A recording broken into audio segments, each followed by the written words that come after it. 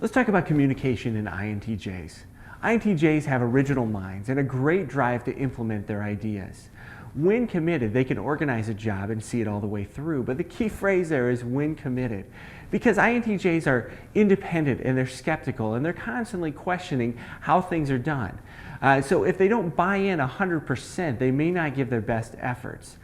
They have high standards of competence for themselves and for others, and they're visionary, but they may get bogged down in a myriad of possibilities and have a hard time actually getting started on something.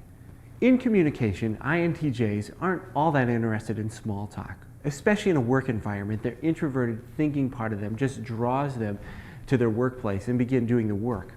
They communicate a lot of their ideas through questions. And one of their favorite questions is why? Why are we doing what we're doing? They want to tie it into meaningful work. They tend to challenge the status quo. They can be critical and appear standoffish. They may not always share everything that's going on. In fact, they can be quite selective on who they share their ideas with, but their wheels are turning all the time. And they may appear stubborn at times and slow to come around if an idea doesn't match their own. So here's some communication tips when you're working with an INTJ. Don't engage them in a lot of small talk or interpersonal relationships. In the workplace, they want to get work done.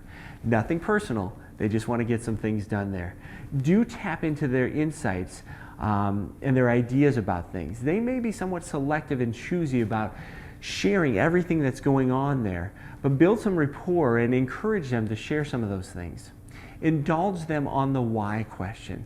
They will ask it a lot. They need to understand the things behind it, so indulge them on that.